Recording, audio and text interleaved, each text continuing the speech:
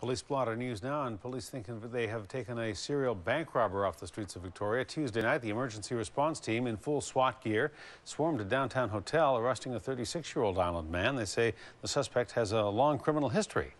Mary Beth Burton has the story. Victoria Police and the emergency response team arrested a 36-year-old man at Victoria's Plaza Hotel on Pandora. They believe he's responsible for 3 bank robberies and 2 store holdups. He is well known to us and does have a history of similar offenses. Is from Up Island.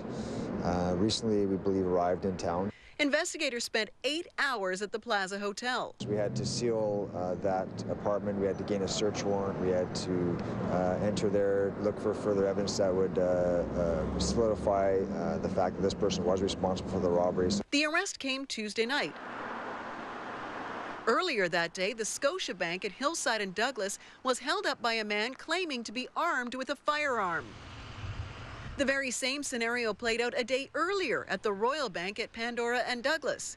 And the Royal Bank on Douglas and Ford had been the victim of a robbery on February 4th. They started coming in quick succession. We realized that possibly it was one person involved. And it wasn't just banks that were targeted. The staff was held up here at the Swans cold beer and wine shop on February 6th, as was the old Vic fish and chip shop. The first one hit January 31st. The owners of the restaurant wouldn't go on camera, but say the robber carried a large knife and made off with $700. They're relieved an arrest has been made. Yeah, in each of the robberies, there was an undisclosed amount of money that was taken.